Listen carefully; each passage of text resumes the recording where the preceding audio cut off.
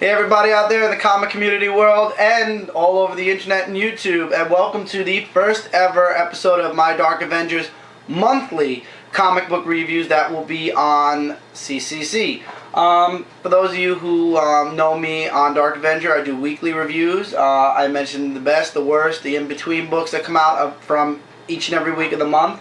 This basically is going to round out each of the weeks, all in one video, all in one episode. Basically the best and worst of each week of the month. So these will be coming out at the end of each month. Mind you guys, I'm not going to do an in-depth review like I do on my channel. If you guys want to know more about the books or my more on my opinions on these books, go check it out on Dark Avengers C86. I will be mentioning the dates that these books came out, so this way you can go straight to that episode and you can go and read and watch my entire review on it. Here, it's just a briefie, the best, the worst, things you should be picking up, and things that aren't that good that if you're not a huge fan of. Once again, these are all my opinions. If you're not a fan of the book, or if you're iffy on the book, maybe you shouldn't get it because of this, that, and the other thing. I start off with the worst, and I go to the best. And this is for the month of January 2012. We're starting off with the week of the 4th. Which is the first week of January. A comic that disappointed me was Detective Comics number 5. Michael is behind the camera, by the way, so hello. He could do the Zoom thing like we used to do way back when. I'm sure at some point Mike will go back to doing some camera work during Dark Avenger reviews. Depends on the week when it comes to comics. Okay. It just wasn't enjoyable. The story was kind of like, it left question marks all around. The second story with Catwoman was very good. However, it's a split story. The artwork was pretty alright, but it just... Detective Comics slipped for me this month into 4th. Out of the 4 Batman books, this is now my 4th favorite instead of 3rd. It made no sense. There were parts of it that were like, it just wasn't as enjoyable as it normally, the past 4 issues were, so didn't really make it that week. That was the worst of the 4th. Now, there are 3 books that made it to tops. First off is the duo of Swamp Thing and Animal Man number 5s. Both were really good, both involved the Rot. In Animal Man, it's starting to link together with Swamp Thing, even with the mention of Swamp Thing at the very end. And in Swamp Thing, it seems as though the Rot is winning because the Parliament of Trees was set on fire. Mind you guys, also, I do give spoilers, but once again, this is a month review, so technically most of these books you should have been known about already through other reviewers, or I'm going to warn you guys it's a spoiler, but at the same time, I'm taking it under the impression that you know what went on in each book. You're just looking for a little bit more info. Animal Man went up against the Rot a bit, and thanks to his daughter, escaped, but his daughter caused a problem, and the Rot infected the Red. And in Swamp Thing, they stopped Arcane's brother, but at the same time, where the Parliament of Trees are, they were set on fire by the Rot. So technically, the Rot is chasing Animal Man here, and here the Rot is winning. So in both books, it seems very dark, and both the books are very dark. The stories are very mature. I would definitely say it's not T+. It's definitely for mature readers. Really good though. Both books were amazing for this week. I always recommend Swamp Thing and Animal Man to anybody that passes my channel. Swamp Thing, however, you can get on its own, but to be honest, there's going to be a point where both of these books connect. My advice, get both books until the crossover comes. When the crossover ends, I'm sure the books are going to go their separate ways. Then you can pick whichever book you like. For right now, though, I like both books. I always recommend these every week they come out. From Marvel, this is to conclude the week of the 4th, Avengers Annual came out, which concluded the two-part Avengers Annual crossover between the New Avengers and the Avengers. A lot happened in this that it's really hard to even divulge. But basically, the world is now questioning the Avengers due to the stuff that's happened in this book. The artwork was great. The story was awesome. If you didn't get the New Avengers Annual, I would highly recommend you go check that annual out and then come back and read this annual. It was really good, and in the end, I want to say Wildman, but I always mistake his name because I really don't know him too well. Disappears, and that was it. His name is Simon Williams, though. He was a former Avenger. I just can't remember his what do you call it? I think it was Wonder Man, maybe. Maybe it was Wonder Man. And in the very end, with his mission complete, the world now questioning the Avengers, he disappears, which all attaches to Scarlet Witch and the House of M. Really good. I would absolutely recommend this annual to anybody. Okay. Now we're going into the week of the 11th of 2012 in January. Book that disappointed and I will be dropping was Resurrection Man. Mind you guys, these are books from my collections. There are other books that I don't collect, so I'm sorry if you don't see your book on here, your favorite or your worst, but if I don't read it, I can't review it. And I can't read everything. For me, it was Resurrection Man. The story was going okay for a while, but then it started to get repetitive. It started to get, I don't know, I just lost interest in the book. As the book continued, it just lost appeal, and then it just completely lost my interest by this part. So I decided to drop Resurrection Man. This was the weakest book from the week of the 11th, in my opinion. Strongest books, and I will also be mentioning number ones as they come that I get, the number ones that I get, and this one was astounding. Scarlet Spider, number one, was an amazing jump. It's an amazing start to a new story. It's all about Kane becoming the new Scarlet Spider. And it starts here. He now is no longer dying. He's alive. He's not decaying. He's completely cured. All of his scars are gone. Everything. So now he's trying to find his place in the world. He believes that he's being followed by the Avengers, that he's a wanted man, but he really isn't.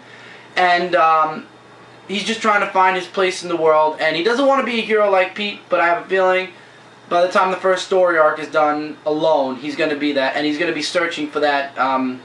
He's definitely needs to change his attitude, I will say that. But this was a book I would highly recommend everybody check out also. It was really, really good this month.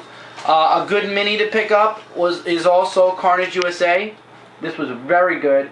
It involves Spidey. It has artwork by, I don't want to move the comic because I know Mike was doing, Clayton Crane.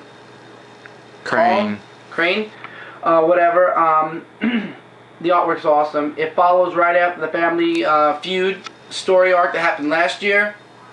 Really awesome. It's going to involve Venom, Toxin. Not in this issue. In this issue, the only one that shows up is the girl from the last series, which I cannot remember her name because at the moment it escapes me. But Scorn, I think it was. Yeah, it was Scorn. It is Scorn, yes. Yes, Scorn. I was right. So Scorn makes an appearance, Lasher makes an appearance, and Spider-Man's on the run from Carnage, and Carnage has control over the Thing, Cap, and Hawkeye. Really awesome. I would highly recommend this mini. Another book that I would say definitely don't miss this week would be Wolverine 300. Wolverine has reached his 300th comic, and if you read the back with all the covers, you'll understand why. Marvel's apparently counting Weapon X and a few other minis and so on that Wolverine has accumulated throughout the past 20 plus years. So really good. It starts up a new story. Sabretooth's alive again. Son of the Silver Samurai. Mystique's alive again. It sets up for the next story arc. It sets up really well. It's oversized. Awesome artwork. There's interchanging artwork throughout the entire book. Awesome cover. There were several covers for all of the books that I showed from Marvel in this week. It was just really good. I would absolutely say if you're interested in checking out Wolverine, this is the issue to check out. Because right here is where a new story arc is beginning. It's your basic jumping on point. Really good. Check it out. We're now jumping into the week of the 18th.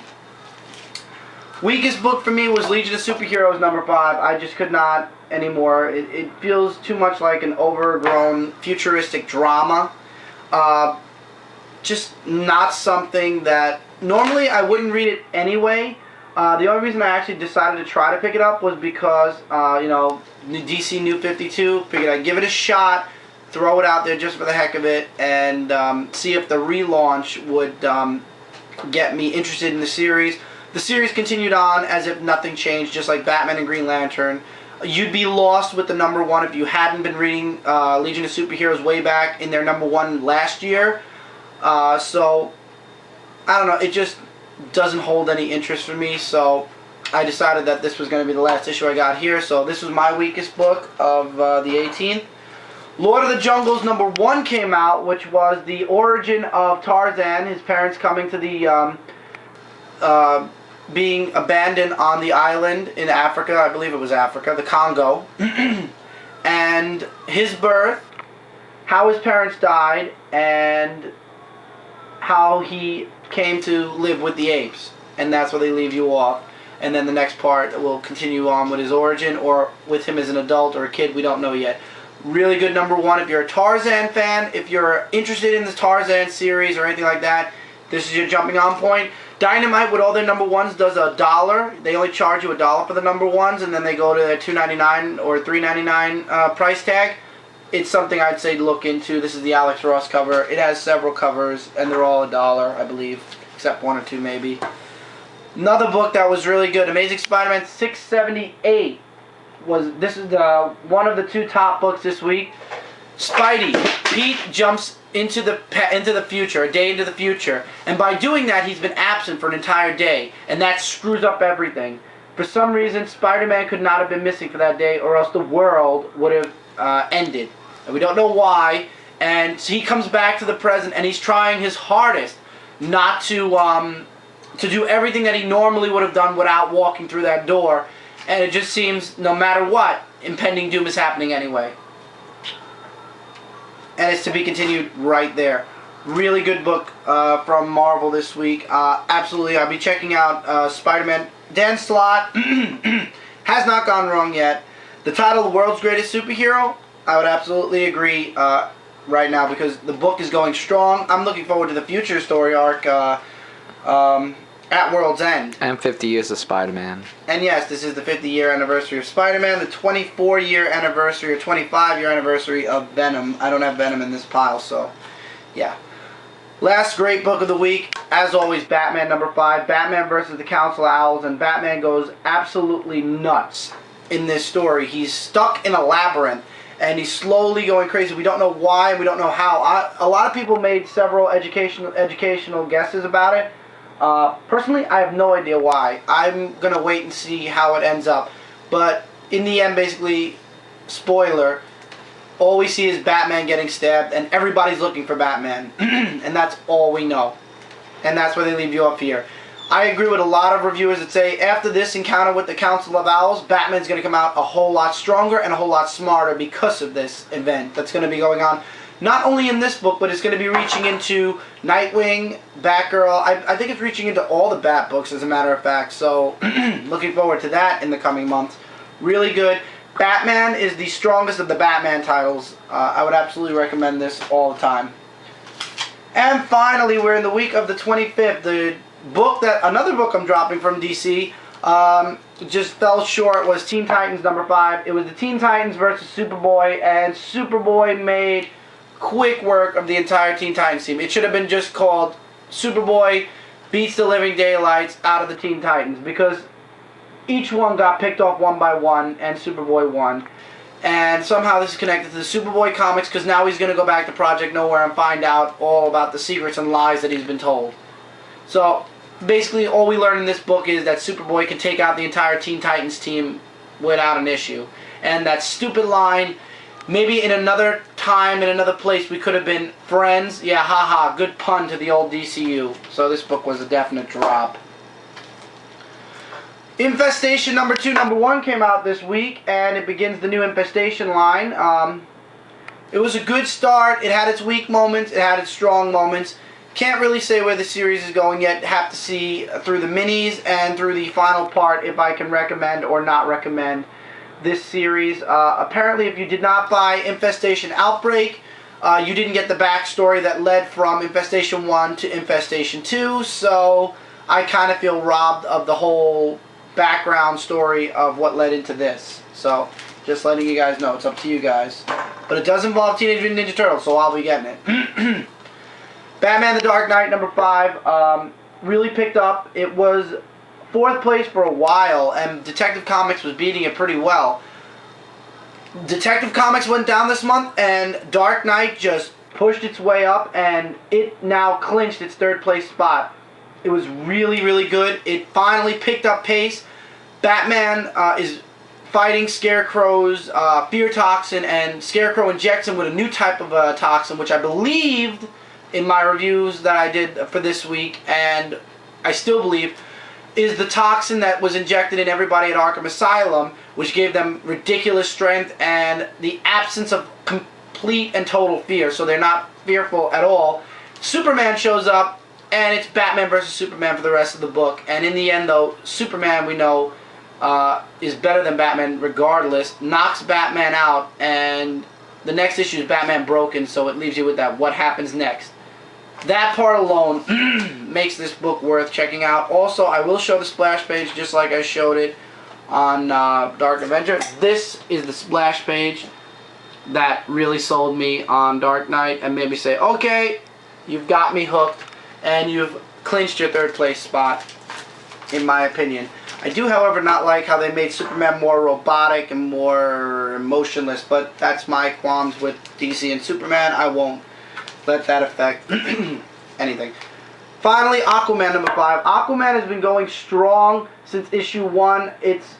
I'm still amazed that the word awesome and Aquaman are in the same sentence. Jeff Johns is doing an amazing job on Aquaman. This is leading into the new story arc where Aquaman is trying to find out who and why they sank Atlantis. And here he finds a beacon from way back before Atlantis sank.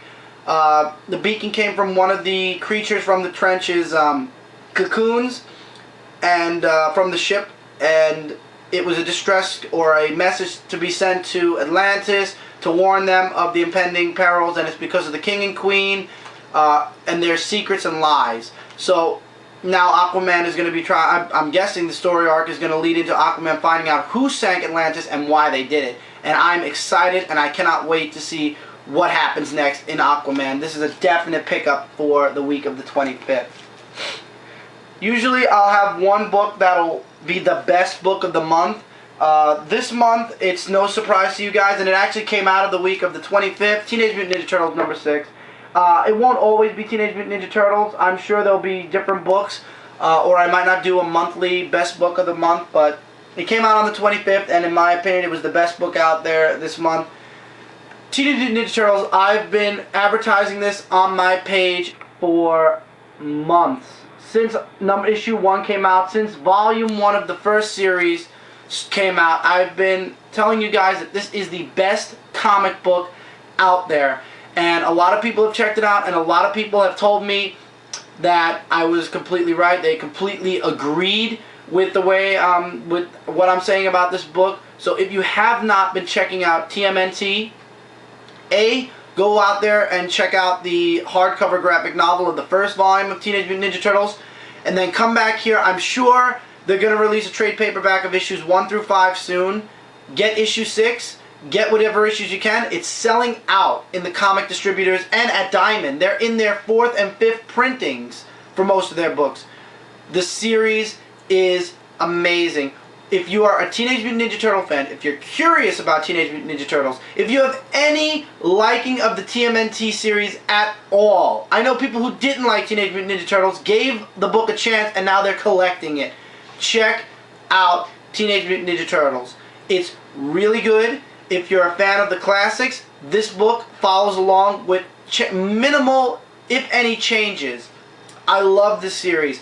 Anybody who comes to me, Teenage Mutant Ninja Turtles is the first thing I recommend, and then I go into the mainstream books and other independent books. This book is gold. This series is great. Kevin Eastman is involved still with writing this. IDW has not done wrong by me yet with Teenage Mutant Ninja Turtles, and God willing, knock wood, they'll be like this for 20, 30 years. We'll be seeing issues 3 and 400 for Teenage Mutant Ninja Turtles this time. I know it's a far cry, but if the series continues as strong as it is right now, I'm guaranteeing you guys that this book is going to be huge, number 1. Number 2, it's going to make it all the way to issues 3 and 400 if the cards are played right. And this book is never going to get canceled. It's really good. check this book out. The artwork is awesome. The stories are really good. The characters are the characters we've known since we were kids. For those of you guys who are just collecting comics and are kids now and haven't had the pleasure of watching Teenage Mutant Ninja Turtles or even the TMNT cartoon that was on TV, I think it just went off the air like a year or two ago, give this book a shot. I'm telling you guys, this book is awesome. I will forever recommend this book over everything else. And I also recommend Lock and Key to everyone. Also, funny enough, from IDW. So, check out TMNT. This is the cover B. This is the Kevin Eastman cover. I love Kevin Eastman's artwork. In the first trade paperback hardcover, however, the first volume of TMNT was in black and white. These are in color. And the TMNT, they all have their colored bandanas, unlike the way originally it was where they all wore red. So check this book out. It's amazing. I'm pretty sure that they still have a couple of copies left on Midtown Comics, which is where I get all my comics. Or go to your comic book store, check it out, and see if they have the Teenage Mutant Ninja Turtles, because this is a series you don't want to miss if you're a real huge comic fan or Turtles fan. And that's it, the month of January. Hope you guys enjoyed this episode. I hope this helped you guys out with a couple of books you might be interested in or might not be interested in now that I've given a review on, depending on the best or worst. If you have any other interest in hearing more about what I have to say about these books, go check out Dark Avengers C86, where I do my weekly reviews. I go more in depth with each and every one of these books, even though I kind of did go in depth in this review. And I'll see you guys back here next month for the month of February's Dark Avengers Comic Community Central comic book review, episode 2. And yeah, check out my channel for weekly ones. If not, I'll see you guys back here next month. And for those of you who check me out on my channel, I'll see you guys there next week or in the next video. Take care, everybody. See you soon.